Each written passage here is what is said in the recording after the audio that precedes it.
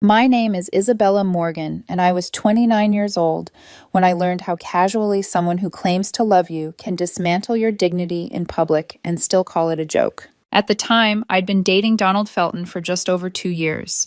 We had a routine that felt stable enough, shared dinners, overlapping friend groups, predictable weekends.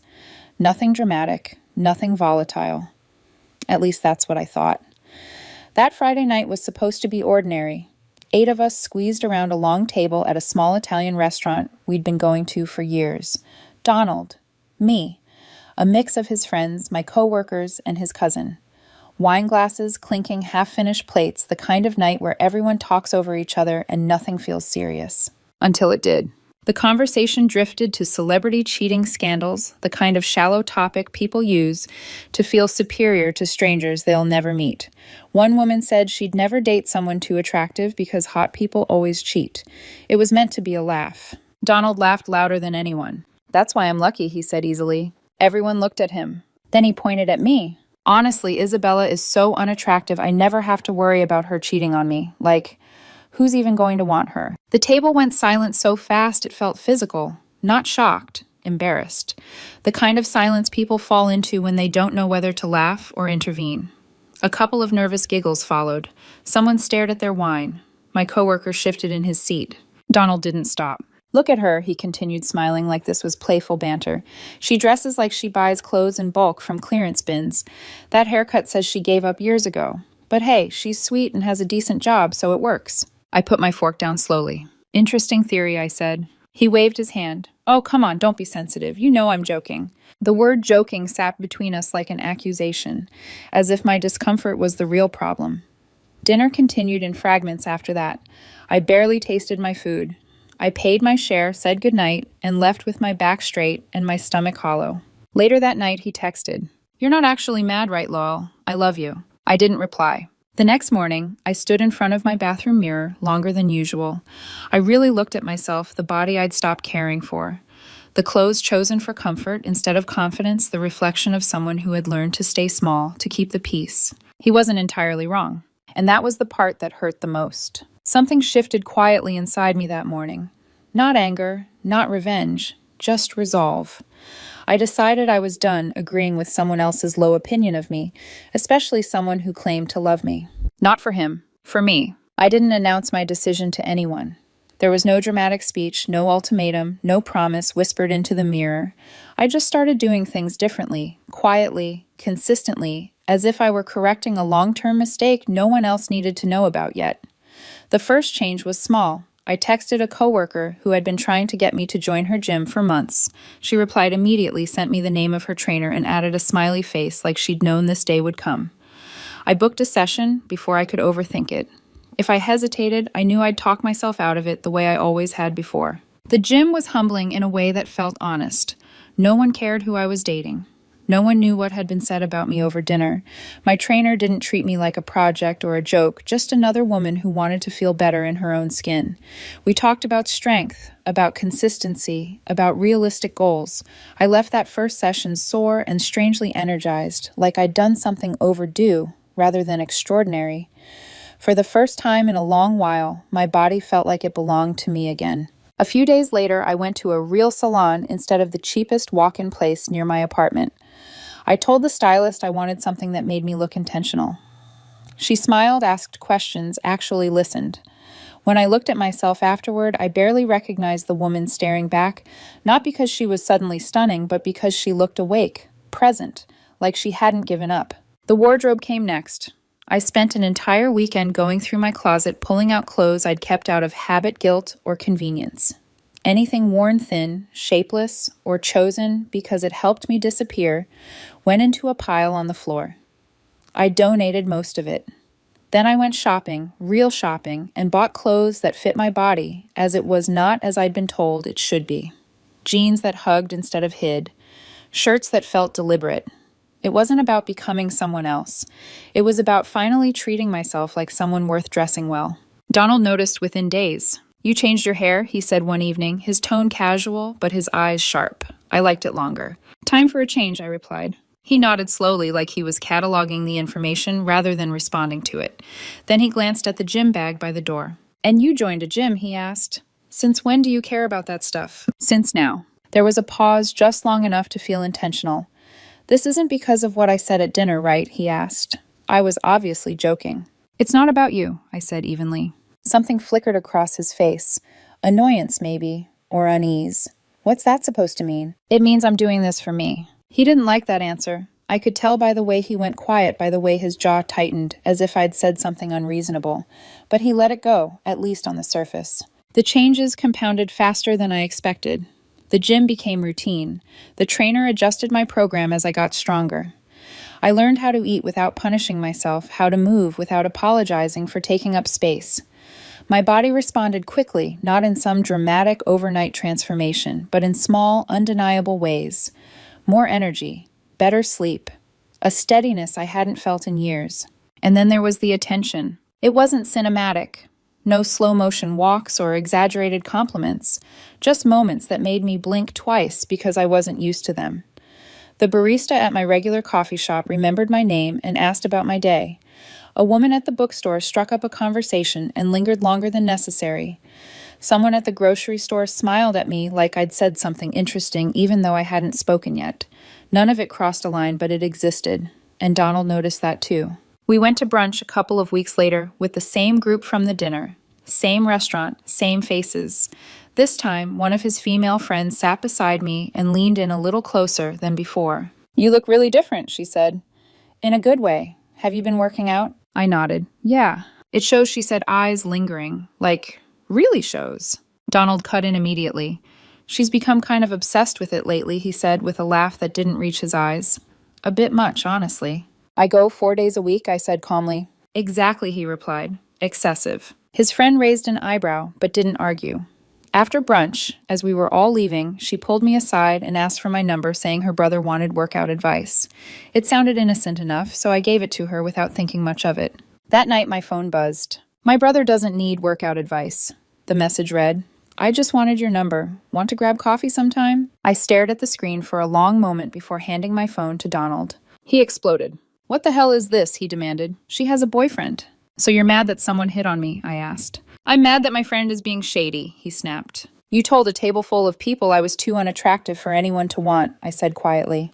Now someone does, and you're shocked. That was a joke, he shot back.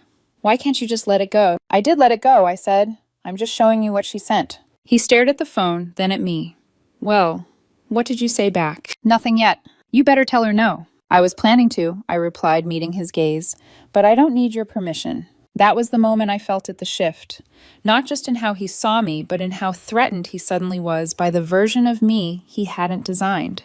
The woman he'd been comfortable insulting was gone, replaced by someone he could no longer control with a joke. And he was not handling it well. The argument didn't end that night. It just changed shape.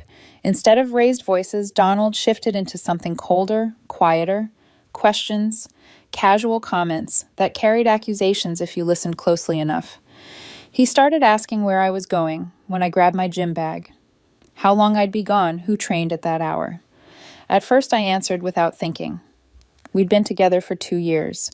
Transparency felt normal, reasonable, but his questions multiplied. One evening, I pulled into my gym parking lot and noticed his car idling across the street. He didn't wave, didn't text, just sat there, engine running, staring through the glass windows of the building. When I confronted him later, he shrugged, like I was being dramatic. I was just making sure you were actually working out, he said. Why would I lie about that, I asked. He hesitated for half a second too long. I don't know, maybe you're meeting someone. I'm lifting weights with my trainer, I said flatly, in a public gym. How do I know that's all you're doing? That question stayed with me longer than the argument itself. Not because it was logical, it wasn't, but because it revealed how little trust there was underneath everything we'd built. Or maybe how little there had always been.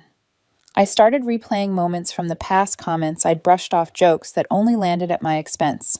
Control had always been there. It just hadn't been threatened before. Donald didn't stop at the gym. He began calling my friends under the guise of concern, asking if I'd mentioned other men, if I'd been acting strangely, if they'd noticed how much I'd changed. My friends started texting me confused and uncomfortable, asking what was going on with him. I didn't have a good answer. All I could say was that things were tense. His own social circle began pulling away. The woman who'd messaged me stopped returning his calls. His cousin blocked him entirely after a screaming phone call. I could hear through the wall, Donald pacing the living room and accusing her of betrayal. I caught fragments of the argument words like disrespect, stealing, disloyal. At one point, his cousin snapped back, "You call her unattractive constantly. Why do you even care?" before hanging up. Donald rounded on me, after that his eyes blazing. "This is your fault." How I asked, genuinely stunned. "You're encouraging this," he said. "You're loving the attention." "I showed you the messages," I replied. "I didn't respond to any of them." "You're probably deleting the real conversations," he shot back. That was the first time he demanded to see my phone. "If you have nothing to hide, let me see it," he said, holding out his hand. "No," I replied. The words seemed to detonate something in him. "See, you are hiding something." Weeks passed like that, accusations monitoring tension that never fully dissipated. He criticized everything I did under the guise of concern. My clothes were too fitted. My workouts were excessive. My confidence was suspicious.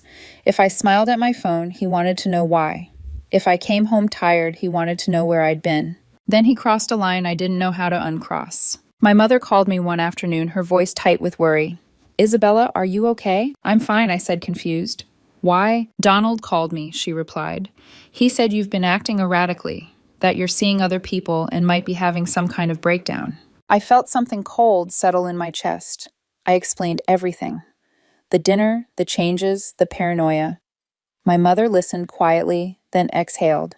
"So he insulted you in public," she said slowly, "and now he's panicking because other people see your value." "That's the summary," I admitted. "That's not love," she said. "That's fear of losing control." Donald didn't stop there. A few days later, my boss called me into his office. He looked more amused than concerned, which somehow made it worse. "I got a voicemail from your boyfriend," he said. He sounded worried. "Claimed you were using company time inappropriately and showing signs of instability." I stared at him mortified. "I can explain." He waved it off. "You don't need to." Honestly, it was bizarre. You're not in trouble. But you might want to deal with whatever's happening at home before it spills over here again. That night, I confronted Donald. "You called my boss," I said. "And my mother." "I was worried about you," he insisted. "You're changing. You're not the person I fell in love with. You're trying to sabotage me because I'm not the version of myself you could control anymore," I said. "That's not true," he snapped. "Then why are you stalking my gym, accusing me of cheating with zero evidence, calling people in my life to undermine me?" "Because you are cheating," he said suddenly. "Or you will, I can tell. Based on what I asked." "Based on how people look at you now," he replied. "They're all over you." "And whose fault is that?" I asked quietly. "You're the one who told everyone I was too unattractive to be wanted." He broke then, not into reflection, but into tears. "You're going to leave me," he said. "Now that you're like this, you'll find someone better." "Maybe you should have thought about that," I said evenly, "before you humiliated me in public." "It was just a joke," he whispered. "Then stop panicking about the consequences." I didn't know it yet, but the relationship was already over. All that remained was the fallout. Once Donald realized fear wasn't pulling me back into place, he changed tactics. If he couldn't control me privately, he would reshape the story publicly. It started subtly vague posts on social media that never mentioned my name, but didn't need to. Anyone who knew us could read between the lines. Funny how some people completely reinvent themselves and call it self-improvement when we all know what's really going on. Another post followed the next day. When you support someone through everything and they repay you by becoming someone you don't even recognize that tells you all you need to know. The comments filled quickly. Friends who hadn't been at that dinner rushed to comfort him, telling him he deserved better, that he was so patient, that I was clearly having some kind of crisis. Reading it made my stomach twist, but I stayed silent. I'd learned by then that responding emotionally only fed his narrative. One comment, though, stood out. "Maybe she changed because you told a whole table of people she was unattractive." It stayed up for less than 10 minutes before disappearing. Donald blocked the person who wrote it. I recognized the name, one of his friends who had been at the dinner. Someone who'd gone very quiet afterward. The silence was breaking. Then my coworker posted something of his own. Hot take. If you publicly insult your partner and they improve themselves, you don't get to play victim when they succeed. No names, no explanations. Everyone knew exactly who it was about. Donald lost it. He started messaging people individually, accusing them of turning against him, of being manipulated by me.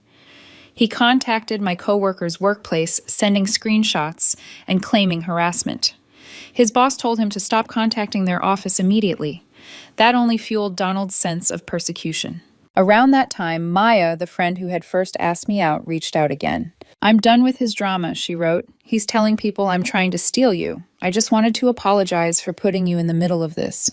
Want to actually get that coffee?" I hesitated, not because I wanted Donald back, that part of me was gone, but because I knew what it would mean if he found out. Eventually, exhaustion outweighed fear.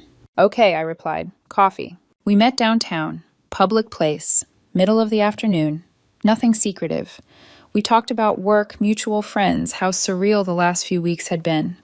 She apologized again for messaging me while I was still with him. "You're not the problem," she said quietly. "He's been telling everyone I've always wanted you. It's not true. And even if it were, that wouldn't justify how he's treated you." I nodded. "Did you tell him we're meeting?" She laughed softly. "God, no. Someone saw us anyway." A photo appeared in the old group chat that evening. Just the two of us at a table, coffee cups between us. No context, no explanation. My phone rang immediately. I let it go to voicemail. Then again, and again. When I finally answered, Donald didn't bother pretending anymore. "You're cheating," he said. "I knew it." "We got coffee," I replied. "That's it." With my friend, he snapped. "You're disgusting using my own friends to hurt me." "I'm not using anyone," I said. "You destroyed those friendships yourself when you accused everyone of trying to steal me." "I want to talk right now," he demanded, in person. "No." "What do you mean, no?" "I mean, we're done," I said. "This relationship is over." There was silence on the line, the kind that vibrates with disbelief. "You're breaking up with me?" he asked finally. "Yes. Because you got attractive and think you can do better." His voice turned sharp. "You're exhausting, Isabella.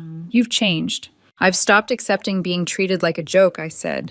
"That's the difference." "You can't do this," he said. "You can't just leave." "I just did," I replied and hung up. An hour later, he was pounding on my apartment door, yelling my name, loud enough that neighbors came out into the hallway. I didn't answer. Building security eventually escorted him out. The texts started coming from unfamiliar numbers after I blocked his. "You're making the biggest mistake of your life. You'll never find someone who loves you like I do. I made you who you are." I blocked every one of them. Then the police showed up. Donald had filed a report claiming I'd stolen his belongings. I showed the officers receipts and proof. They apologized and told him to stop filing false reports. That didn't stop him either. He began telling people I'd been abusive, that he'd finally escaped a toxic relationship. The problem was, too many people knew the truth. His cousin posted publicly about the dinner, the comment, the jokes, everything. Friends backed her up. The narrative cracked wide open, and Donald doubled down, insisting everyone was jealous that I'd manipulated them all. He lost more friends that week than I'd ever seen anyone lose. And for the first time since that dinner, I slept through the night. The chaos didn't end when Donald lost his audience. It just narrowed. When public sympathy dried up, he turned to persistence, showing up where he knew I'd be sending messages through mutual acquaintances, trying to force a conversation I no longer owed him. I stopped explaining. Stopped defending. Silence became the boundary he couldn't cross. A week later, I heard a knock at my door. I didn't answer at first. I checked the peephole instead and felt my chest tighten. Donald's mother stood in the hallway, purse clutched to her side, expression carefully arranged into something that might pass for concern. "I just want to talk," she said through the door. Against my better judgment, I opened it a few inches. "We need to talk about my son," she began. "He's devastated. He loves you. He made one mistake." "This isn't about one comment," I replied. "It's about months of control accusations and trying to sabotage my life." "He was scared of losing you," she said quickly. "Anyone would be." "Then he shouldn't have spent 2 years making me feel like I should be grateful he tolerated me," I said. Her mouth tightened. "You're throwing away a relationship over pride." Before I could respond, Donald appeared at the end of the hallway. He'd been waiting, watching. He walked toward us slowly, eyes fixed on me. "Please," he said, voice cracking. "I was wrong. About everything. Can we just talk?" "No," I said. That single word seemed to hit him harder than any argument ever had. I apologized, he insisted. I admitted I was wrong. "An apology doesn't erase behavior," I said calmly. "It doesn't undo what you did." "So that's it?" he asked bitterly. "You're just going to date my friend now. Throw away what we had." "What we had was you treating me like I should be thankful you settled," I replied. "I'm done living like that." "You'll regret this," he said. "She'll leave you, and then you'll realize what you lost." "Maybe," I said, "but I'll still be better off than I was with you." He stared at me for a long moment, searching for something, guilt, hesitation, weakness. He didn't find it. Finally, he turned and walked away without another word. I didn't hear from him again for weeks. When I did, it was indirect. Friends told me he was spiraling, blaming everyone, cycling through therapists and quitting when they suggested accountability. He'd started dating someone new already. According to the people who still knew him, the pattern was repeating.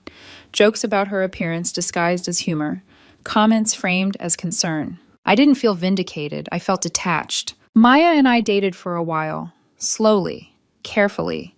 It was easy in a way I hadn't realized relationships could be. She respected my boundaries, listened, never once made me feel like I owed her gratitude for being chosen. Eventually, we realized we worked better as friends and ended things without drama. Of course, Donald found out. A new number, a familiar tone. Told you she'd leave. I was the only one who actually loved you. I blocked it immediately. He tried reaching out through others after that, asking if I mentioned him, if I was seeing anyone, if I regretted leaving. I told everyone the same thing, stop passing messages. I wasn't interested. For the first time in a long time, my life felt quiet. Not empty, peaceful, and that peace was something I wasn't willing to trade for anything. Months passed. Not the dramatic kind where everything magically fixes itself, but the steady kind where life slowly reasserts its rhythm once chaos leaves the room.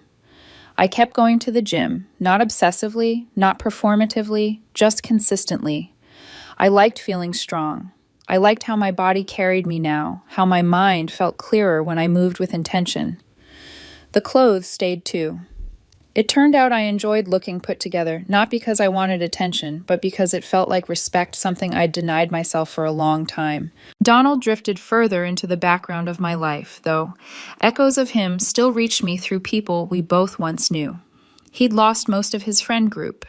The few who stayed eventually grew tired of the same victim narrative, the same refusal to acknowledge his own role in what happened. His cousin cut contact entirely. According to her, he'd gone through several therapists, quitting each one when they suggested he take responsibility for his behavior. Accountability had never been his strength. He started dating someone new not long after our breakup. From what I heard, the pattern was familiar jokes about her appearance, comments framed as concern, subtle reminders that she was lucky he'd chosen her.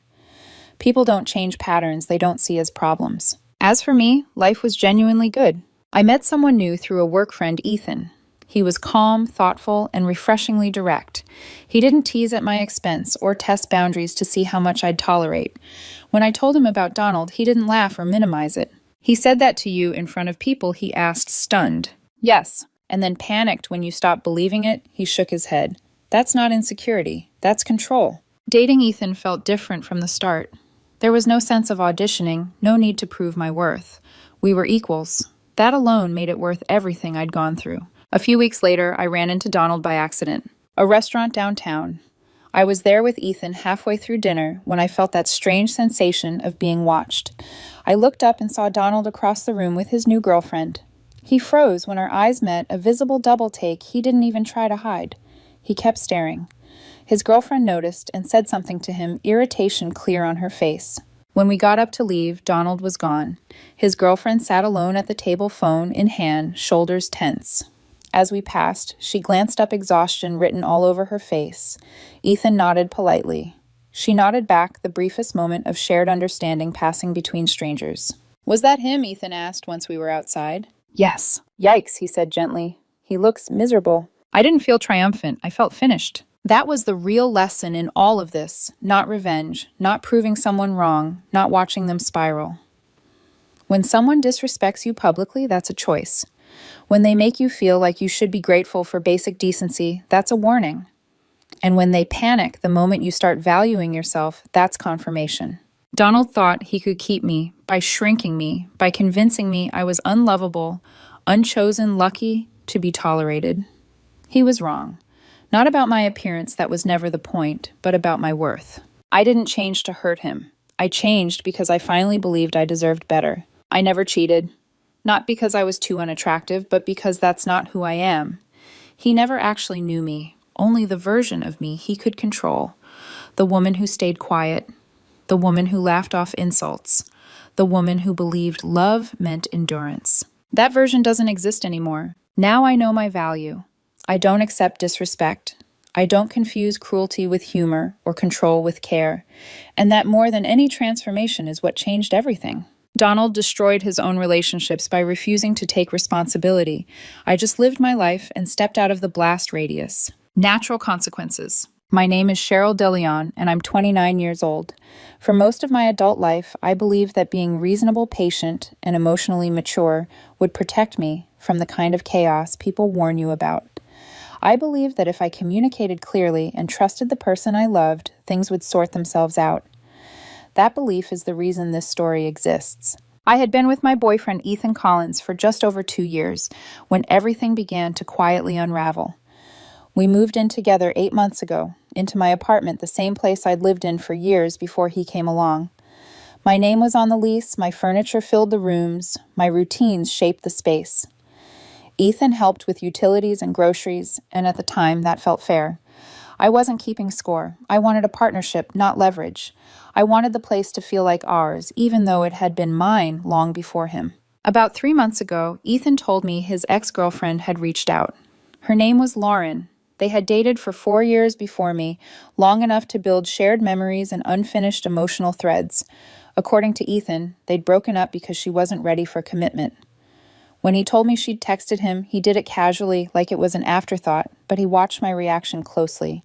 He explained that she was going through a hard time, that she was depressed, and that she didn't really have anyone else who understood her. He made a point of saying he wasn't hiding anything, and I remember appreciating that. I told him I trusted him, but that I needed boundaries to be respected. He agreed immediately. No hesitation, no argument. At first, it really was just texts. Then the texts turned into phone calls. Then the phone calls started lasting longer than I was comfortable with. Eventually, he told me they were meeting for coffee sometimes, because as he put it, texting didn't convey tone properly, and she needed someone to talk to in person. I told myself not to overreact. I told myself that being understanding was part of being secure. Still, I couldn't ignore the way my stomach tightened every time his phone buzzed late at night, or how he'd step into another room to take certain calls. The late nights crept in gradually. Midnight calls, 2 a.m. calls, long venting sessions every other day. When I finally said something carefully, calmly, making sure I didn't sound accusatory, he reacted like I'd asked him to do something cruel. He told me Lauren's mental health was really bad, that she was struggling, that he couldn't just abandon her when she needed support. I told him I wasn't asking him to abandon her, only to set limits. Maybe not the 2 a.m. calls, maybe not hours-long emotional check-ins several times a week. That's when he said the sentence that should have stopped me cold, "I'm the only one who really gets her." He asked me if I understood depression. He asked me if I wanted to be responsible for something happening to her. He asked those questions softly, but they landed like accusations. I remember feeling my confidence drain away as he spoke like I was being positioned as unreasonable for wanting basic respect in my own relationship. I told myself I didn't want to be controlling. I told myself love meant giving people the benefit of the doubt. I ignored the warning bells in my head and convinced myself I was doing the right thing. Looking back now, that was the moment everything tilted. I didn't lose him all at once. I lost him slowly, one compromised boundary at a time, while telling myself I was being mature for letting it happen. The thing about denial is that it convinces you everything is stable right up until the moment it isn't. For a while, life with Ethan continued on the surface as if nothing had changed. We still ate dinner together, still talked about work, still planned weekends, weeks in advance. He still kissed me goodbye in the mornings and texted to ask what I wanted from the grocery store. If you were watching from the outside, you would have said we were fine. But underneath that routine, something had shifted, and I felt it every day even when I refused to name it. Last Tuesday, I came home early from work. A meeting had been canceled at the last minute, and instead of killing time at the office, I decided to head back and surprise Ethan. I remember thinking I'd finally catch him off guard in a good way, maybe suggest an early dinner or a walk before it got dark. When I opened the apartment door, everything looked normal. His shoes were by the entryway. His jacket was slung over the chair. Then I heard his voice coming from the bedroom. The door was cracked open just enough that I could hear him clearly. I wasn't trying to listen. I didn't press my ear to the wall or creep closer. I just froze where I was when I heard him say softly, "I know. I miss you too." My body went cold in an instant. I stood there, keys still in my hand, listening as he continued, his voice low and intimate, in a way I hadn't heard in weeks. He said it was complicated right now. He said I was a good person, that I treated him well, but that I wasn't her. He said once he saved up enough, he could get his own place, and then things would be different. And then he said it clear as day, without hesitation, "I love you too." I don't remember moving, but at some point I was standing in the hallway, staring at the floor, my heart pounding so hard I thought I might be sick. I didn't confront him then. I didn't burst into the room or demand explanations. I backed out quietly, walked down to my car, and sat there for 20 minutes just trying to breathe. I kept replaying the words in my head, wondering if I'd misunderstood, if context somehow made them less devastating. Deep down, I already knew that wasn't true. When I went back inside, Ethan was in the kitchen like nothing had happened, stirring sauce on the stove and humming to himself. He smiled when he saw me and said, "Hey, you're home early." Like the last half hour of my life hadn't just detonated. He told me dinner would be ready soon and asked how my day went. I watched him move around the kitchen, so relaxed, so normal, and something inside me went completely still. I wasn't angry. I wasn't even sad in the way I expected. I just felt finished. I asked him calmly why he wouldn't block Lauren. His shoulders tensed immediately, just a fraction, but I noticed. He gave me the same answer as before, that she was struggling, that she needed support, that I knew this already. I repeated his words back to him, asked if he loved her. The spoon froze in his hand. His face drained of color. When I told him exactly what I'd heard, the tears came instantly, as if on cue. He said it wasn't what I thought, that she was manipulating him, that he was only saying what she needed to hear so she wouldn't hurt herself. When that didn't work, he got angry. He accused me of invading his privacy, of eavesdropping, of violating his trust. Standing there in my own apartment, listening to him twist the situation, I felt a strange clarity settle over me. I realized that no explanation he offered changed the truth. He was emotionally planning a life with someone else while living under my roof. And in that moment, I understood that whatever happened next, I was done pretending this was something it wasn't. Once that clarity settled in, it didn't leave. It sat in my chest, steady and quiet, and it made everything that followed feel strangely simple. When Ethan finished accusing me of spying and violating his privacy, I didn't argue. I didn't raise my voice or defend myself. I just listened, nodded, and waited for him to run out of things to say. The calm on my face seemed to confuse him more than any anger would have. I told him I understood. I repeated his own words back to him, that Lauren was going through a tough time, that she needed support, that he was the only one who really understood her. His posture softened. Immediately, relief flickering across his face, because he thought he'd won. When I told him he should go support her, really support her, he didn't understand at first. He asked what I meant, and I told him to pack his bags. I said it evenly, like I was asking him to take out the trash or grab milk from the store. The shift in his expression was almost comical. Confusion gave way to panic, then disbelief. He said he didn't want to live with her, that he wanted to live with me. I told him he couldn't have both. I reminded him of what he'd said on the phone about saving up, about getting his own place, about how things would be different once he was free. I told him I wasn't going to be his safety net while he figured out his future with someone else. That wasn't how this worked. He followed me into the bedroom, pleading as I pulled suitcases from the closet. He said I was overreacting. Then he said I was being unfair.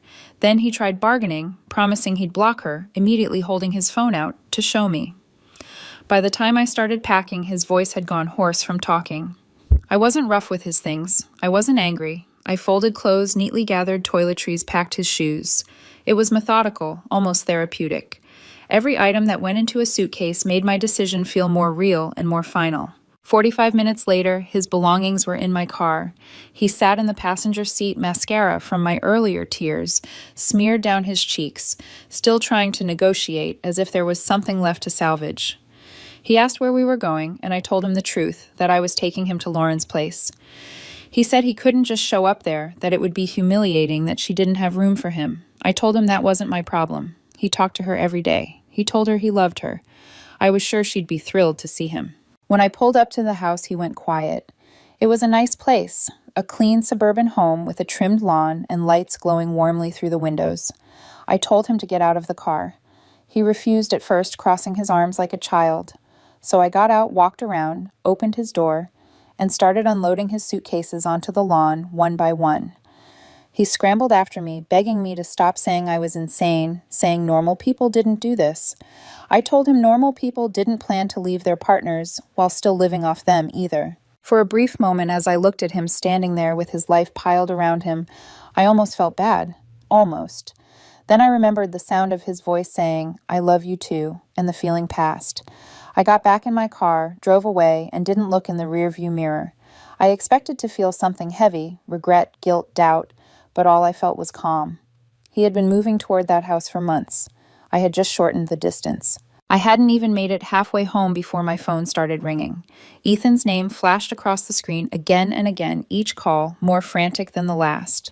I let it ring twice before answering, already braced for whatever version of reality he was about to throw at me. The moment I said hello, he shouted for me to come back. His voice was high-panicked, stripped of the confidence he'd carried for months. When I asked what happened, he hesitated, then said the words that nearly made me swerve off the road. Lauren's wife had answered the door. I pulled over because I started laughing hard, uncontrollable laughter that came from somewhere deep in my chest. Married. The woman he'd been comforting.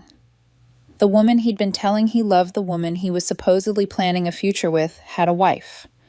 According to Ethan, she'd gotten married 6 months earlier.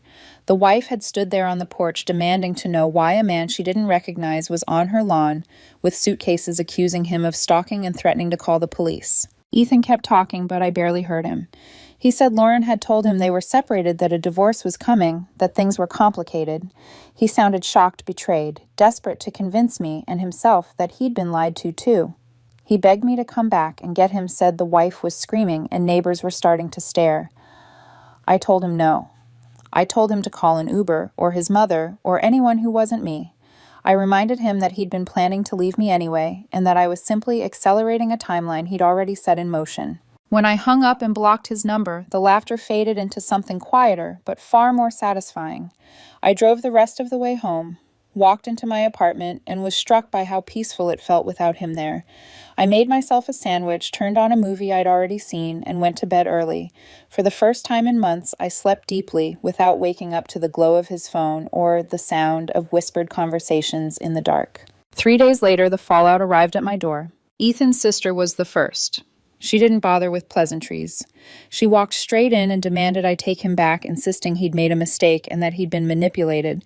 I told her he was 30 years old and fully capable of making his own choices. When she accused me of humiliating him, I told her he'd humiliated himself. She left angry, threatening, vague legal action that went nowhere. The next day, his mother came by. She cried. She asked me to reconsider. She told me he wasn't eating or sleeping. That visit was harder. She was kind, and for a moment I felt guilty. But guilt didn't change the facts. He had told another woman he loved her while living with me. He had planned his exit while I paid the bills. I told her as much, and she left quietly, wiping her eyes. By the time the dust settled, I thought the worst of it was over. I was wrong. By the time Ethan's family stopped showing up at my door, I thought I'd reached the end of it. I was wrong in the way you're wrong when you assume the storm has passed just because the thunder has quieted. The next wave didn't come in person. It came through my phone, disguised as an attempt at clarity. The message request came from Lauren. I stared at her name on the screen for a long time before opening it. Part of me wanted to ignore it completely, to leave her shouting into the void, the same way Ethan had left me doing for months. But curiosity won. I needed to see how this story would be rewritten when it was told from her side. She opened with something polite and carefully neutral, saying she thought we should talk because things had gotten out of hand. According to her, Ethan was unstable. According to her, he'd shown up at her house uninvited in the middle of some kind of breakdown. According to her, she'd never led him on and had no idea why he thought there was anything romantic between them. I could almost admire the audacity if it hadn't been so insulting. I replied calmly, asking if she was seriously claiming she hadn't told him she loved him, or discussed a future together, or led him to believe she was available. There was a long pause before she answered, long enough that I knew she was choosing her words carefully. She said she'd told him she cared as a friend, that he'd misunderstood that he was projecting his issues onto her. She called him delusional. She said she'd only been trying to be kind. So I lied. I told her Ethan had screenshots. The silence that followed was immediate and deafening. When she finally responded, it wasn't with denial, but with panic disguised as confusion. What screenshots? What did they show? Who had seen them? I didn't answer. I didn't need to. The shift in her tone told me everything I needed to know. People who are innocent don't unravel that fast. I blocked her after that and put my phone down, feeling a strange mix of vindication and exhaustion. The truth was surfacing whether I touched it or not. Mutual friends started reaching out, filling in the gaps I hadn't even known existed. Lauren's wife, it turned out, had posted screenshots online, real ones not imagined. Messages that weren't vague or misinterpreted or friendly. They were explicit, intimate, detailed. Promises of hotels and stolen weekends. Declarations of love. Plans to leave once the timing was right. The affair hadn't been brief or emotional only. It had been ongoing for most of her marriage. That was the part that surprised me the most. Lauren hadn't just lied to Ethan. She'd lied to me, to her wife, to everyone involved, constructing separate realities that only worked as long as no one compared notes. Ethan hadn't been the sole manipulator or the sole victim. He'd been both, just like she had. And I had been the collateral damage that made it all possible. For a moment, just a moment, I felt something like sympathy for him. He'd been fed exactly what he wanted to hear by someone who knew his weak spots. But that sympathy evaporated when I remembered the nights he'd looked me in the eye and told me I was being paranoid. The way he'd used her mental health as a shield to excuse his choices. He might have been lied to, but he'd been lying to me the entire time. By the end of that week, the noise began to fade. No more messages, no more visits, no more demands for understanding or forgiveness. What replaced them wasn't peace exactly, but something close to it. The kind of quiet that settles in after everything fragile has already shattered, leaving nothing left to protect. I thought blocking Lauren would be the end of it, but lies don't disappear just because you stop listening to them. A few days later, I received a message request from an account I didn't recognize at first. When I opened it, my stomach dropped. It was from Ethan, or rather from an account he'd clearly created just to get around the blocks. The message was short and carefully worded like something he'd rehearsed before hitting send. He said we needed to talk because the situation had spiraled and things had gotten out of hand. That phrase again, as if chaos simply appeared out of nowhere instead of being built choice by choice. Against my better judgment, I replied once. I asked him what exactly he wanted to talk about. His response came quickly. He said Lauren had lied to him that she was married, that she'd manipulated his feelings, and that none of this would have happened if she hadn't taken advantage of his vulnerability. He painted himself as blindsided, as if the months of secrecy, late-night calls, and emotional intimacy had been forced upon him. Reading his words, I felt a familiar coldness return, not shock this time, but disappointment at how predictable the story had become. When I reminded him that I'd heard him say he loved her and that he was planning a future with her, he shifted immediately. He said he hadn't meant it like that. He said she twisted his words. He said she was unstable and had imagined a relationship that didn't exist. The ease with which he tried to rewrite reality was almost impressive. So I did what I'd learned to do best by then. I stopped arguing facts and let his own fear do the work. I told him Lauren had screenshots. I told him her wife had seen them. I told him people were talking. The response wasn't denial, it was panic. His messages became frantic, asking what she'd shown, who'd seen what, whether his name was being dragged publicly. In that moment, the last bit of doubt I'd been carrying evaporated. Innocent people don't scramble like that. I told him to tell the truth to his wife before someone else did, then blocked him again, without waiting for a reply. I didn't feel victorious. I felt finished. Later that night, curiosity got the better of me, and I checked Lauren's social media from a burner account a friend had access to. Her profile had gone private, but her bio had been updated. Healing, growing, escaping toxic relationships. I stared at those words longer than I should have. The audacity of reframing herself as the victim would have been funny if it hadn't been so insulting. In her version of events, I was cold, controlling, heartless. The fact that I'd removed myself instead of begging apparently made me the villain. That was when I understood something important. People who live in lies will always rewrite the ending to protect themselves, and there was nothing I could say or do that would change the story they needed to believe. I thought the silence meant it was over, but silence has a way of breaking when you least expect it. About a week after the messages stopped, Ethan's best friend reached out using a tone so careful it felt rehearsed. She said Ethan was really struggling, that he knew he'd made mistakes and that he just wanted to get the rest of his things so he could move on properly. She framed it like a reasonable request, like a final administrative step in something that was already finished. I asked what things he thought were still here. A few books, a blender he'd bought, some random kitchen items, nothing irreplaceable. I told her he could come by on Saturday between 2 and 4. Just him. No friends, no family, no conversations beyond what was necessary. Saturday came and he showed up 15 minutes late. When I opened the door, I barely recognized him. He looked smaller somehow, like the version of himself that had been so confident in his choices had collapsed inward. Dark circles sat under his eyes. His hair was unwashed and his posture was tight with nerves. For a split second, memory tried to interfere. 2 years doesn't disappear overnight. There was a version of him I'd loved, and that version flickered in my mind like a ghost. Then he opened his mouth. He asked if we could talk. Just 5 minutes, he said. He said I owed him that much after everything we'd been through. I told him I didn't owe him anything. I handed him the box with his things and told him this was all there was. He said he hadn't planned to leave me, that he'd been confused, that Lauren had manipulated him when he was vulnerable. I reminded him of his own words repeated back to him without emotion. Once I save up enough, I can get my own place. That wasn't confusion. That was a plan. He said she was his first love, that 4 years didn't just disappear, that those feelings came back unexpectedly. I told him that if those feelings were still there, he should never have moved in with me in the first place. That was when the tone shifted. He said I didn't understand what it was like to be pulled back into something familiar.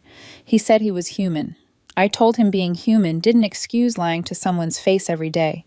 Being human didn't mean using my apartment as a safety net while he tested whether someone else would take him back. He tried crying again, tried anger, tried guilt. None of it landed. I wasn't cold. I was clear. And clarity doesn't bend. When he finally realized there was nothing left to negotiate, his face hardened. He told me I'd regret this. He said I'd end up alone because no one would ever put up with someone this emotionless. I told him I'd rather be alone than be someone's backup plan. That was the last thing I said before closing the door. I stood there for a moment afterward, listening to his footsteps fade down the hall, and felt a strange sense of relief.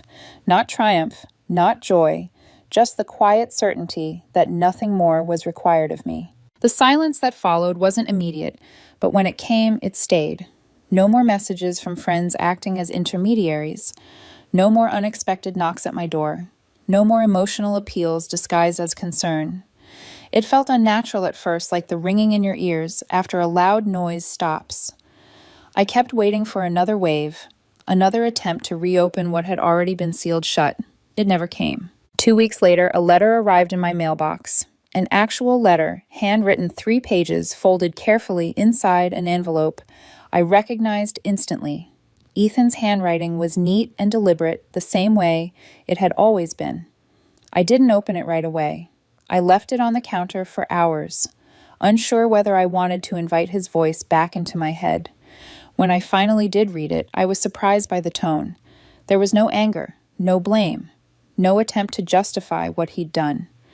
He wrote that he was sorry that he'd made terrible choices, that he'd been unhappy and afraid of being alone, and had looked for escape instead of being honest. He said he was in therapy.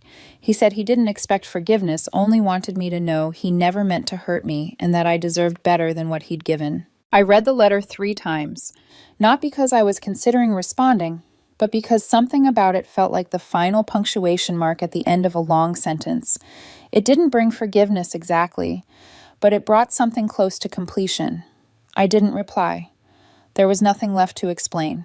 I started changing the apartment after that, not in a dramatic way, just small, deliberate choices that reminded me the space was mine again. I rearranged the furniture so the couch faced the window instead of the television. I donated the things he'd left behind that I didn't need, including the few items he never bothered to come back for. I bought plants, real ones this time, and replaced the curtains with something darker, more grounded. The apartment felt quieter but not empty. It felt settled. A friend came over one night with pizza and beer. We didn't talk about Ethan much. We watched a game, complained about work, laughed at nothing in particular. At one point, she asked if I was okay. I told her I thought I was. That answer surprised me, but it was true. I didn't feel broken. I felt recalibrated. Looking back, I don't regret what I did. Some people will call it harsh, maybe even cruel, that I drove him to Lauren's house and left him there. Maybe it was dramatic. But I refused to be someone's backup plan. I refuse to pay the bills while someone shops for my replacement. I refuse to be told I'm paranoid while my partner tells someone else they love them. Ethan had been emotionally leaving for months. I didn't push him anywhere he wasn't already going. I just made the physical distance match the emotional one. I'm not dating now. I'm not rushing to fill the space he left behind. Being alone feels better than being with someone who was already halfway gone. I trust myself more than I did before, and that feels like the real ending to this story. Not revenge, not karma. Just clarity earned the hard way. My name is Natasha Brown, and I was 27 years old when everything I thought I understood about trust unraveled in the span of a single afternoon. It didn't happen during a fight or after a confession. It started quietly in the middle of a workday with a message that made absolutely no sense the moment I read it. It was Tuesday, 7:34 p.m. I was sitting in a glass-walled conference room at work, half listening to a presentation I'd already seen twice when my phone buzzed against the table. Once. Then again. The third vibration finally pulled my attention away. I glanced down expecting something work-related, maybe my sister asking a favor, or a reminder notification I'd forgotten to silence. Instead, I saw Adam's name. Hey. Adam, my boyfriend of 2 years. Something weird just happened, the text read. Your best friend hit on me last night. Like, seriously crossed a line. I'm going to his place right now to confront him alone. I stared at the screen, rereading the message, slowly trying to make it fit into reality. It didn't.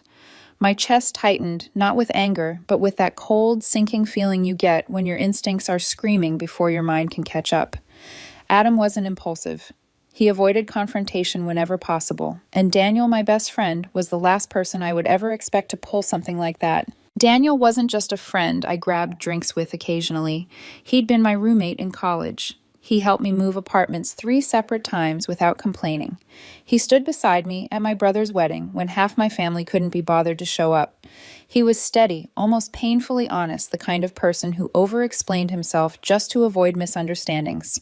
This accusation didn't align with anything I knew about him. I typed back carefully.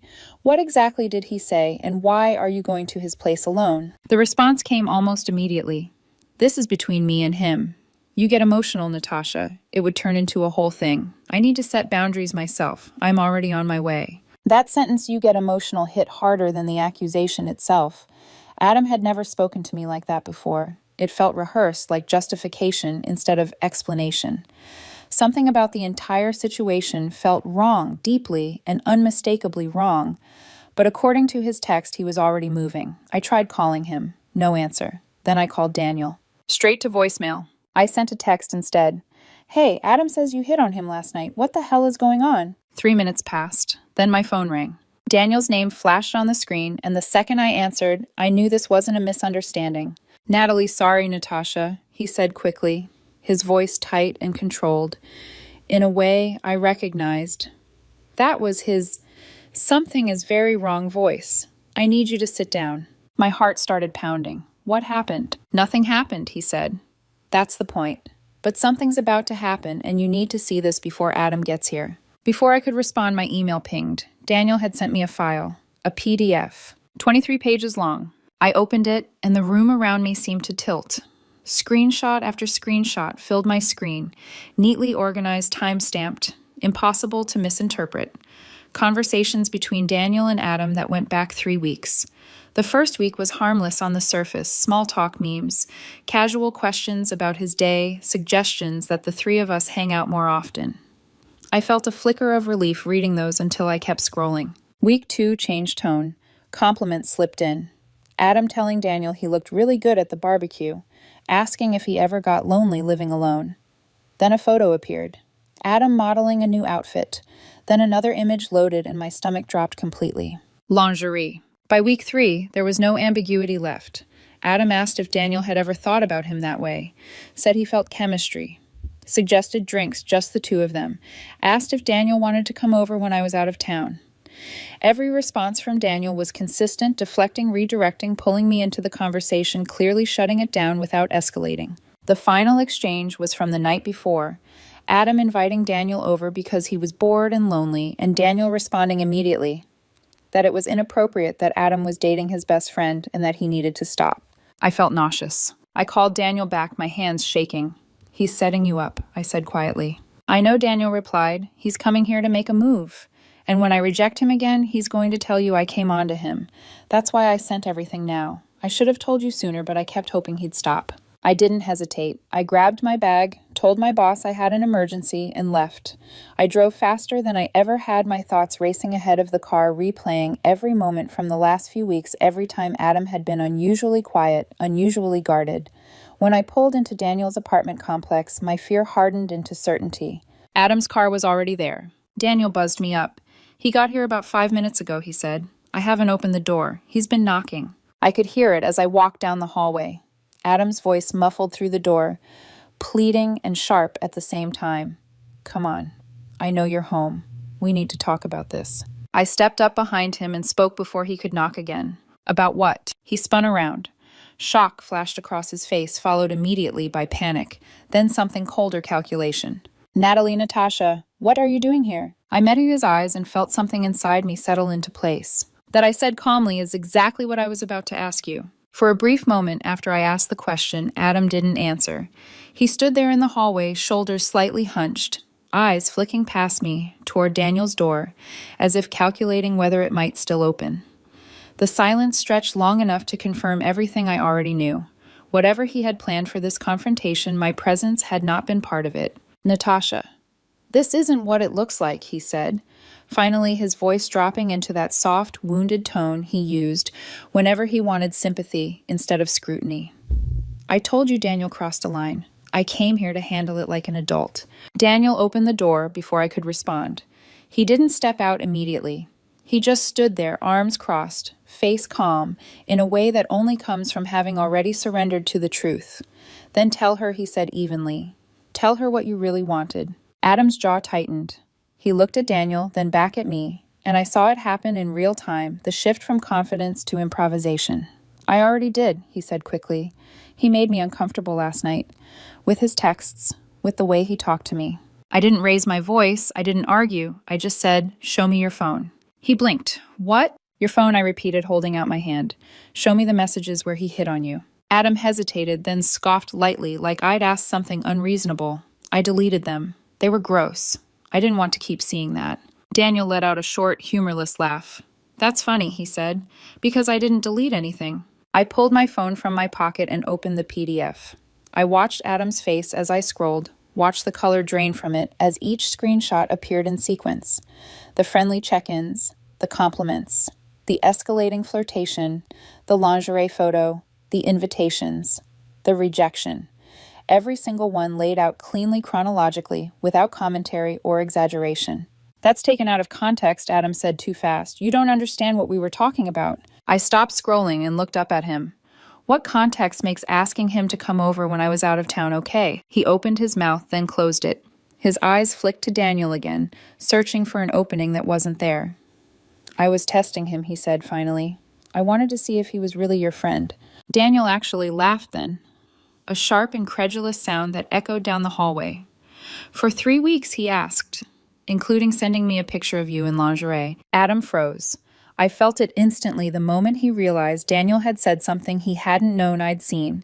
His gaze snapped back to me, panic fully exposed, now stripped of pretense. You told him about that, Adam asked, his voice cracking. Daniel shrugged. I documented everything because I knew this was coming. Adam turned toward me, eyes, glassy hands, trembling slightly as he reached out. Natasha, please. This isn't what it looks like. I was insecure about us. I made stupid choices, but nothing happened. I never touched him. I stopped. You stopped last night, I said quietly, and then showed up here today. To do what exactly? He searched for an answer, but there wasn't one that made sense. Whatever story he'd planned to tell me later had collapsed under its own weight. The truth was sitting between us now, undeniable and ugly. Get in the car, I said. What Adam whispered. We're leaving, I said, my voice steady in a way that surprised even me. We're going home. We're going to talk. But not here. You're either getting in your car and following me, or I'm leaving you here to explain to Daniel why you really came. For a second, I thought he might refuse. Then he looked at Daniel at the closed door behind him, at the evidence I still held in my hand, and nodded. The drive back to the apartment felt unreal. I watched Adam's car in my rearview mirror the entire way, noticed how he kept glancing down at his phone, thumbs moving rapidly as he typed. By the time we pulled into the garage, I already knew this wasn't over. Not even close. Inside the apartment, the door barely closed before Adam turned on me. "You humiliated me," he said, his voice rising. "You took his side without even giving me a chance to explain." I saw the messages, I replied. All of them. They could mean anything he insisted. I was being friendly. I was asking for fashion advice. "You're blowing this up." I looked at him for a long moment, absorbing the sheer audacity of it, the way he tried to rewrite reality, even when caught. "Pack your things," I said. He stared at me. "What?" "We're done," I said. "I want you out today." His face hardened instantly. "You're breaking up with me over a misunderstanding." "I'm breaking up with you because you repeatedly hit on my best friend, lied about it, and then tried to frame him for harassment," I said. "And you would have succeeded if he hadn't kept receipts." Adam didn't argue. He didn't deny it anymore. He just stood there in silence, and that silence told me everything I needed to know. For several seconds after I told Adam we were done, he didn't move. He just stood there in the middle of the living room, staring at me, as if he were waiting for me to take it back, to soften it, to laugh, and say I was being dramatic. When that didn't happen, his expression shifted not to remorse, but to calculation. I recognized it now. It was the same look I'd seen in the hallway outside Daniel's apartment, the look of someone scrambling to regain control of a narrative that had slipped through their fingers. "You can't just kick me out," he said finally, his voice dropping into something colder and sharper. "This is my home too." "It's my apartment," I replied calmly. "The lease is in my name." "That doesn't matter," he shot back. "I've been living here. I have rights." "I checked," I said. "You don't." That stopped him. He narrowed his eyes, clearly trying to decide whether I was bluffing. "You talked to a lawyer?" he asked. "I did," I said, "a friend, before I left work." The realization that I'd prepared instead of panicking seemed to enrage him more than the breakup itself.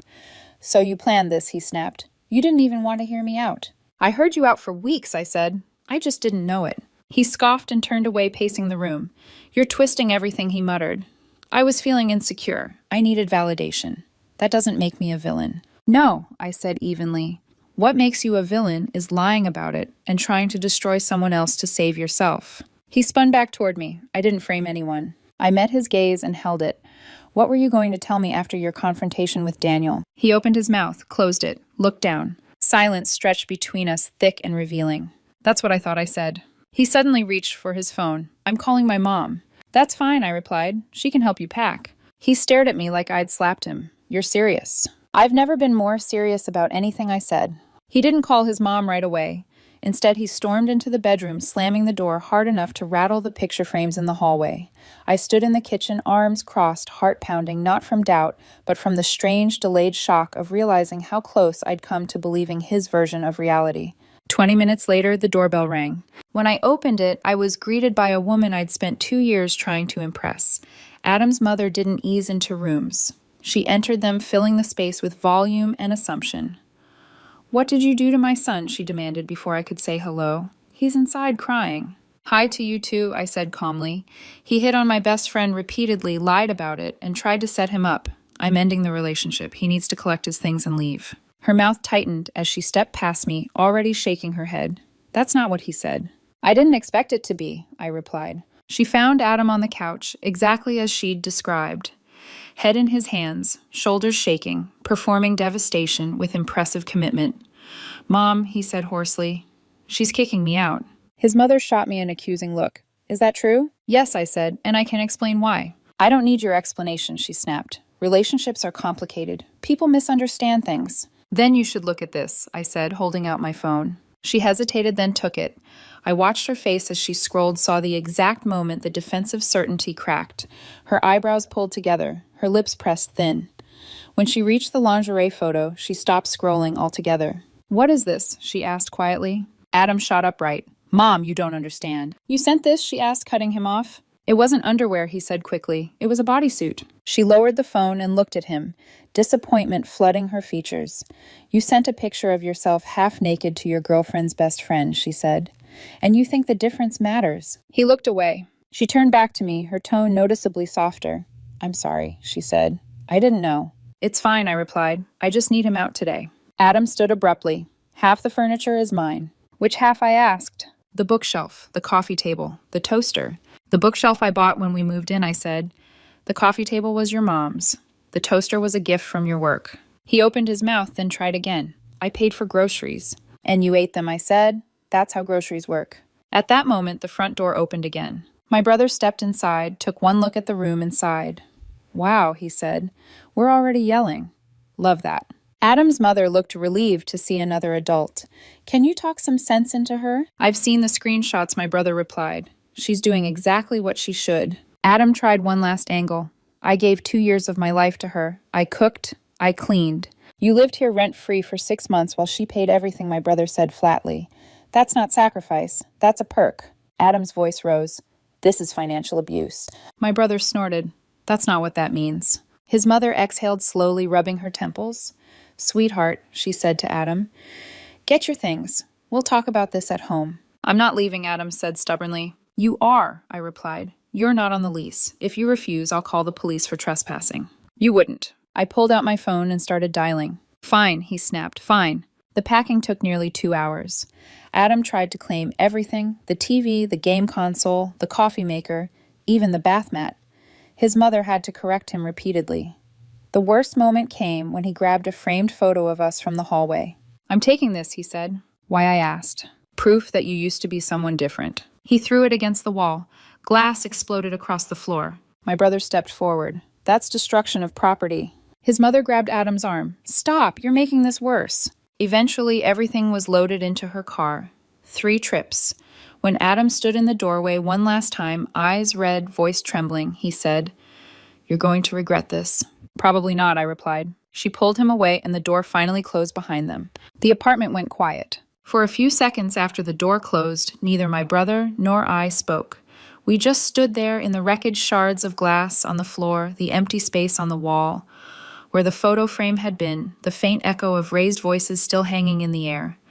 It felt unreal how quickly a life you build with someone can be reduced to silence and debris. You okay, my brother asked finally. I will be, I said, though my hands were still shaking. Not from heartbreak exactly, but from adrenaline. The kind that hits after danger passes when your body realizes it's safe, but your mind hasn't caught up yet. He helped me sweep up the glass.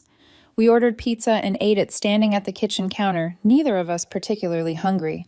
At some point, I laughed an abrupt hollow sound, because the absurdity of everything suddenly crashed over me all at once. My brother raised an eyebrow. Too soon. Probably, I said. But if I don't laugh now, I might scream. He stayed for another hour, then left, once he was sure I wasn't about to spiral. I locked the door behind him and leaned against it, breathing in the quiet. The apartment already felt different. Bigger. Emptier. Like it was trying to figure out who lived here now. The quiet didn't last. By the time I woke up the next morning, my phone had 30 unread messages. Adam started with apologies, long rambling texts about fear, insecurity, and how he never meant for things to go this far. By mid-morning, the tone shifted. He accused me of overreacting, of choosing Daniel over him, of humiliating him. By evening, the messages turned sharp and threatening. He said I'd ruined his life, that I'd regret this. I didn't respond to any of them. On day 2, his best friend called me. You need to give him another chance, she said. He made a mistake, but he's sorry. Did he show you the screenshots, I asked? What screenshots? I sent them.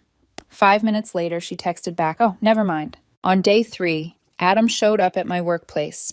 Security stopped him at the front desk when he tried to say he was my boyfriend and had forgotten something in my car. I told them we'd broken up and that he had no reason to be there. He screamed loudly enough that people from other floors came out to watch. HR emailed me afterward asking if I felt safe. On day 4, Daniel called. He's texting me again. What's he saying? That I ruined his life. That I should tell the truth about what really happened. That he's going to make sure everyone knows what kind of person I am. Save everything I said. You might need it. On day 5, Adam posted a long rant on social media about toxic masculinity betrayal and how people choose friendship over accountability. He didn't name me or Daniel, but anyone who knew us could read between the lines. The comments were split. His friends supported him. Mutual friends asked questions. I didn't comment. I didn't need to. 3 people who knew the full story did it for me, pushing back publicly with versions of, that's not what happened and you know it. The post was deleted within the hour. On day 6, his mother called me. I need you to understand something, she said carefully.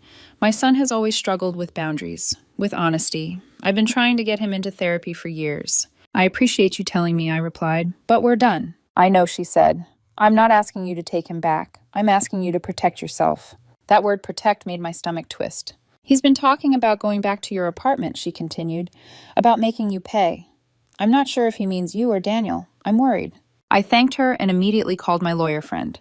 By that afternoon, we'd started restraining order paperwork. 2 days later, Daniel's car was keyed. Deep scratches ran along the entire driver's side. His security camera caught everything 2:37 a.m. Hoodie pulled, low face, clearly visible in one frozen frame. He filed a police report. Adam denied. It said he'd been home all night. His mother couldn't confirm it, she'd been asleep. When the police mentioned video evidence, he claimed it must be fake.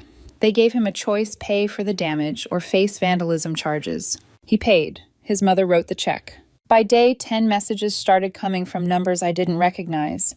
His sister accused me of being cruel, said Adam was having panic attacks, couldn't eat, couldn't sleep. I replied once calmly with facts. No response after that. On day 12, my building manager called to warn me that Adam had tried to get a spare key, claiming he'd locked himself out and left his ID inside. She'd refused him and noted that he looked unhappy when she mentioned cameras in the garage. That night, the fear settled in for real. On day 14, the temporary restraining order was granted. The hearing was scheduled for the following month. Daniel got one too. When the papers were served at his mother's house, she texted me one sentence: "Thank you. Maybe this will finally force him to get help." I sat on my couch staring at my phone, realizing that what had started as betrayal had quietly turned into something much darker. 3 weeks after the breakup, I found myself sitting on a hard wooden bench outside a courtroom, hands folded tightly in my lap, listening to the muffled echo of other people's lives unraveling behind closed doors. I hadn't slept much the night before, not because I missed Adam, but because my body still hadn't learned the difference between danger that had passed and danger that might come back. Daniel sat beside me, scrolling through his phone without really looking at it. We didn't talk much. At this point, there was nothing left to say. We'd both lived the same timeline, read the same messages, watch the same escalation. All that was left now was to lay it out in front of someone with the authority to draw a line. When our case was called, Adam was already inside. He sat at the opposite table with a lawyer who looked tired and slightly annoyed. To be there, the kind of attorney you hire when you're hoping the situation resolves itself quickly. Adam avoided my eyes, staring straight ahead as if we were strangers. The sight of him didn't hurt the way I'd expected. It just made me feel hollow. My lawyer presented the timeline methodically. Screenshots of the messages. The progression from friendly to flirtatious to explicit. Evidence of Adam showing up at my workplace. The police report for Daniel's car. Security footage. Witness statements from my brother, and quietly devastating from Adam's own mother. Adam's lawyer tried to frame it as a messy breakup. He argued that his client had been emotionally vulnerable, that the behavior was a normal response to rejection and stress, that the restraining order was retaliatory rather than protective. The judge listened without interruption. Then she looked at the lingerie screenshot. She looked at Adam. "Ma'am," she said evenly, "you sent provocative images to your partner's best friend, appeared at his apartment uninvited, vandalized his vehicle, and attempted to access your ex's residence through deception. That is not a normal emotional response. That is a pattern of escalating behavior." Adam's lawyer tried again, pivoting quickly. "Your Honor, my client is in need of professional help, not continued conflict." "I agree," the judge said, "which is why this restraining order is appropriate." The order was granted for 1 year. No contact, direct or indirect. Stay at least 500 feet away from both petitioners, their homes, and their workplaces. Adam started crying, shaking his head, whispering that it wasn't fair that we were lying about him. The judge looked tired but firm. "The evidence is clear," she said. "You are free to appeal, but I strongly suggest you use this time to seek counseling." Outside the courthouse, Adam continued crying. His lawyer leaned in, speaking quietly, probably explaining fees and next steps. Daniel and I walked to our cars without looking back. "Think he'll actually stay away?" Daniel asked. "His mom seems done enabling him," I said. "I think she'll keep him in line." "What about you?" he asked. "You okay?" I thought about it. About the screenshots, the lies, the way Adam had tried to flip reality on its head the second he was caught. "Honestly," I said, "not really, but I will be." We went to a burger place we'd been going to since college, sat in the same cracked vinyl booth, talked about work, about his sister's new baby, about anything that wasn't courtrooms or restraining orders. It felt almost normal. Almost. That night, back in the apartment, the quiet felt different again, less threatening, more like space to breathe. I'd been rearranging furniture, slowly reclaiming the rooms, when my phone buzzed with an unknown number. "I'm sorry," the message read. "I know I'm not supposed to contact you, but I'm getting help. I'm in therapy. I hope someday you can forgive me." I showed the text to my lawyer. She told me to document it and not respond. A minor violation unless it continued. It continued. A second number, then a third. Each message more desperate than the last. I screenshot everything and sent it over. My lawyer contacted Adam's attorney. The messages stopped. 2 days later, his mother called. "I've taken his phone," she said. "I'm monitoring him. He won't contact you again." "Thank you," I replied, meaning it. A week passed. No contact. I started therapy myself, trying to unpack the betrayal without letting it harden me. Work improved. I got the promotion I'd been pushing toward for months. Extra money helped with the legal fees, if nothing else. Daniel asked if I'd date again someday. "Not yet," I told him, "but I won't let this ruin me." He smiled. Good. Life didn't snap back into place. It moved forward slowly, imperfectly. But it moved. The days after the hearing didn't come with relief, the way movies promise they will. There was no sudden lightness, no clean emotional reset. What I felt instead was a slow, cautious exhale, like my nervous system was finally allowed to stand down after weeks of staying on high alert. The restraining order created distance, but it didn't erase what had already happened, and it definitely didn't rebuild trust overnight. I started noticing how deeply the situation had embedded itself into my daily habits. Every unexpected phone buzz made my shoulders tense. Every knock in the hallway outside my apartment sent a spike of anxiety through me, until I reminded myself the locks were secure and the cameras were working. I double-checked doors. I reread emails before sending them. I replayed conversations in my head, looking for warning signs I might have missed, wondering how someone I loved had managed to live such a double narrative right in front of me. Therapy helped more than I expected. Not because it magically fixed anything, but because it gave me language for what I was feeling. Betrayal trauma, gaslighting fatigue, hypervigilance. Naming it made it feel less like I was losing my grip and more like I was healing from something real. I wasn't grieving Adam specifically. That version of him had evaporated the moment I saw the screenshots. But I was grieving my own certainty, my belief that I could always tell when something was wrong. Daniel checked in often, never pushing, never hovering. Our friendship felt different now, steadier somehow, like it had been tested under pressure and come out stronger. One night he helped me move the couch to a different wall, and we both laughed when I realized how much more space there was without Adam's things cluttering every corner. It was a small moment, but it mattered. Reclaiming space felt symbolic, like proof that I was still allowed to take up room without apologizing. Work became a refuge. I poured myself into projects, stayed late by choice instead of obligation. And when the promotion finally came through, it felt earned in a way that had nothing to do with distraction. The extra income softened the sting of legal fees, but more importantly, it reminded me that my life hadn't stalled just because my relationship had collapsed. Momentum still existed. I was still capable. A few weeks later, I ran into one of Adam's coworkers at a coffee shop. She looked uncomfortable the moment she recognized me. "Hey," she said carefully. "How are you?" "Better," I replied honestly. She hesitated, then sighed. "I'm sorry about everything. He's been telling people you and your friend ganged up on him, that you were obsessed with making him look bad." I shrugged. "He can tell it however he needs to." "For what it's worth," she added, lowering her voice, "nobody at work believes him. We saw how he talked about Daniel before. It was weird, constantly bringing him up. We all thought something was going on." Hearing that stung and validated me at the same time. Other people had seen it. I just hadn't wanted to. That night I cooked dinner for myself, something simple, and watched a show without checking my phone every 5 minutes. The apartment felt calmer now. Familiar. Mine. I went to bed without replaying worst-case scenarios in my head, and when I slept, it was deep and dreamless. I wasn't fully healed. I knew that. Trust would take time. Dating would take time. Letting my guard down again would take time. But for the first time since that Tuesday afternoon at work, I wasn't bracing for impact. I was just living. About a month after things finally went quiet, I got a letter in the mail. It wasn't from a lawyer or the court, and it wasn't another notice wrapped in formal language meant to keep people apart. The return address stopped me before I even opened it. It was from Adam's mother. I stood in the kitchen for a long moment, the envelope resting on the counter, debating whether I even wanted to read it. Part of me was tired of reopening chapters I'd worked so hard to close. Another part of me understood that closure doesn't always come from the person who hurt you. Sometimes it comes from the people who finally stop protecting them. I opened it carefully, half expecting anger or excuses. Instead, the letter was calm, measured, apologetic. She wrote that she was sorry for initially taking Adam's side, sorry for not wanting to believe what was right in front of her. She admitted she'd spent years smoothing over his behavior, minimizing his dishonesty, telling herself it was just immaturity or insecurity. The restraining order, she said, had been a wake-up call. Adam was in therapy twice a week now, on medication, and being monitored closely. His therapist suspected a deeper personality disorder, something that explained the patterns she'd ignored for too long. "I'm not asking you to forgive him," the letter read.